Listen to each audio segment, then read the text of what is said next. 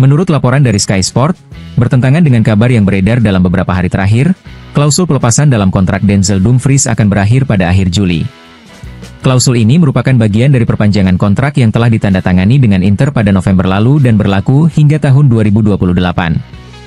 Jadi, tenggat waktu yang ditetapkan oleh klub Milan tersebut bukanlah pertengahan bulan, melainkan akhir bulan Juli. Meski demikian, nilai klausul pelepasan tetap dikonfirmasi sebesar 25 juta euro.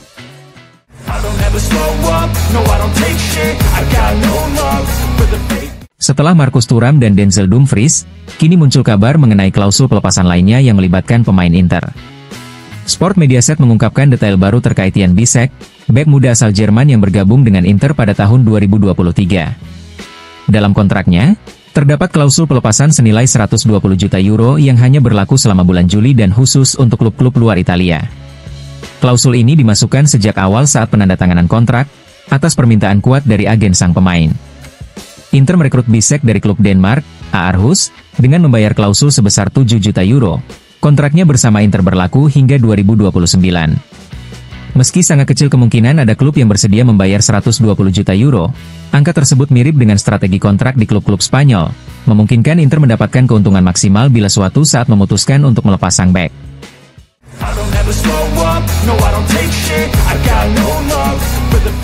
Hari demi hari, jumlah peminat Richard Rios terus bertambah, namun sejauh ini hanya Porto yang telah mengajukan tawaran resmi kepada Palmeiras sekitar 2 pekan lalu. Menurut laporan dari redaksi Sport Italia, klub asal Portugal itu menawarkan 17 juta euro, namun angka tersebut dianggap terlalu rendah oleh pihak klub Brasil. Bagi AS Roma, gelandang asal Kolombia itu menjadi prioritas utama dan disebutkan akan segera melakukan upaya serius untuk mendatangkannya. Sementara itu, pemain kelahiran tahun 2000 tersebut juga telah ditawarkan kepada Inter sebagai alternatif yang lebih murah dibandingkan Ederson. Meskipun demikian, gelandang asal Atalanta itu masih menjadi pilihan utama manajemen Nerazzurri untuk menggantikan Hakan Calhanoglu jika sang pemain benar-benar hengkang.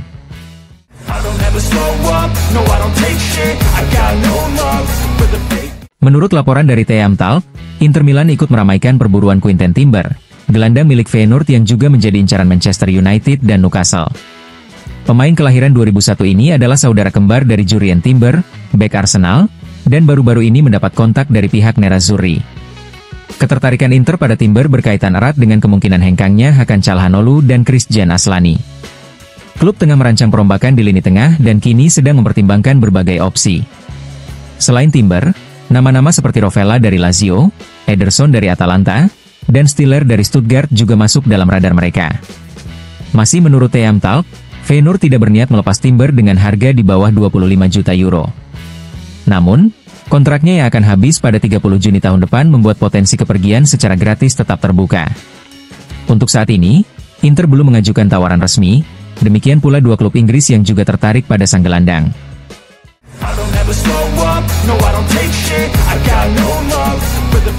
Redaksi Sky Sport memberikan klarifikasi terkait klausul pelepasan dalam kontrak Denzel Dumfries.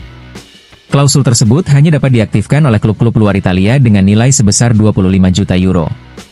Awalnya, masa berlaku klausul ini dikabarkan akan berakhir pada 15 Juli, namun kemudian diperpanjang hingga akhir bulan. Penyesuaian ini, jelas Sky Sport, dilakukan karena tahun ini Inter mengikuti ajang Piala Dunia antar klub. Mulai tahun depan, klausul pelepasan tersebut akan kembali berlaku hanya hingga tanggal 15 Juli.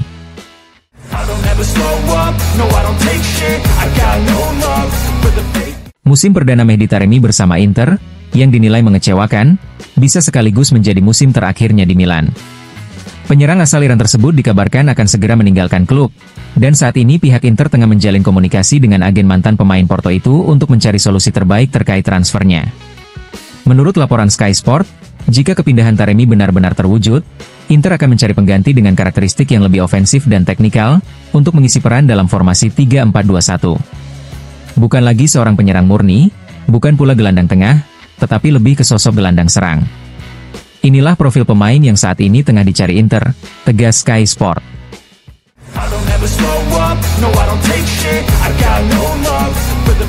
Seiring memudarnya ketertarikan pada Matthias Kvistgaarden, klub Prancis Arsenal kini mengalihkan fokusnya ke Italia.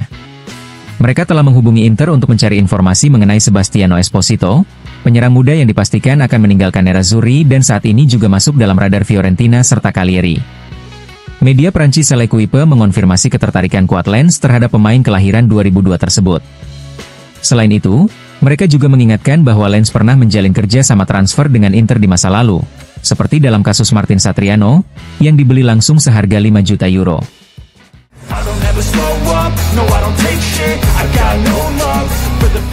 Kesepakatan antara Genoa dan Inter untuk transfer Valentin Carboni hampir tercapai. Kabar ini disampaikan oleh jurnalis Matteo Moretto, yang dalam laporan pasar transfernya menyebut bahwa asa putih atau kesepakatan final sudah sangat dekat. Negosiasi antara kedua klub telah mencapai tahap yang sangat maju, dan penyerang muda asal Argentina itu akan bergabung dengan Genoa dengan status pinjaman. Menurut Moretto, kesepakatan juga telah dicapai terkait bonus-bonus yang akan diberikan berdasarkan jumlah pertandingan yang dimainkan Carboni bersama Il Grifone selama musim depan. Kontrak lanjutan dijadwalkan dalam beberapa hari ke depan untuk menyelesaikan detail akhir dan menuju penandatanganan kontrak.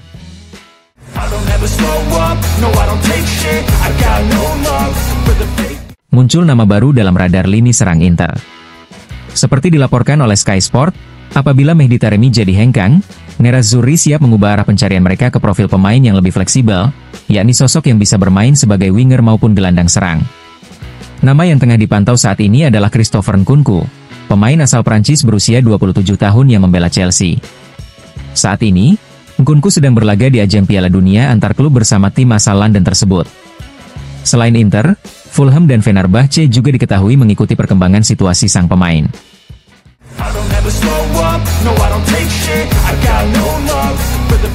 Meskipun musim lalu baru saja berakhir beberapa hari lalu dengan tersingkirnya Inter dari Piala Dunia antar klub, persiapan untuk musim baru kini mulai berjalan cepat.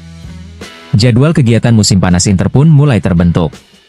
Dalam pernyataan resminya, klub mengumumkan bahwa skuad asuhan Christian Chivu akan memulai latihan pramusim pada Sabtu pagi, 26 Juli, di BPER Training Center. Lautaro Martinez dan rekan-rekannya akan memulai persiapan mereka dengan beristirahat di Centro Sportivo Appiano Gentile.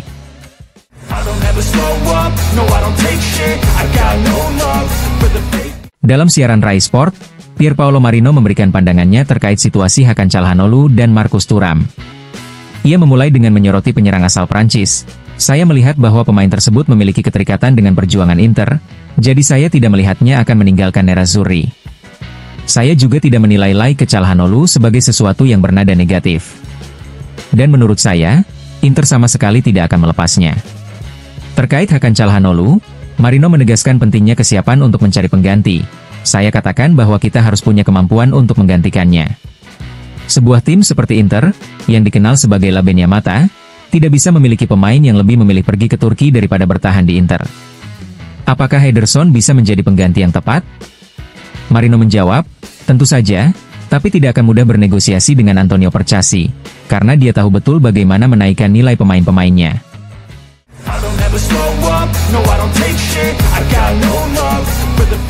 Mantan pemain Inter, Antonio Paganin, memberikan komentarnya mengenai situasi terkini di klub Nerazzurri melalui TMW Radio.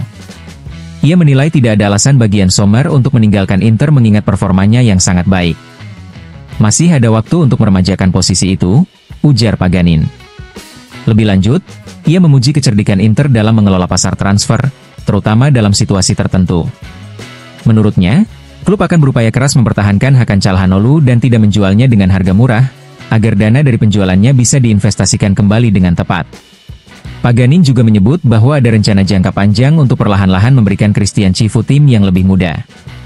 Manajemen tahu bagaimana mengelola keuangan dan mengambil risiko, tambahnya. Ia juga menilai bahwa duet Nicolo Barella dan Christian Aslani cukup untuk mengatasi absennya Calhanoglu, sebagaimana telah terbukti dalam beberapa musim terakhir. Namun soal Ederson, ia ragu. Saya pribadi lebih memilih menginvestasikan dana itu untuk memperkuat lini pertahanan.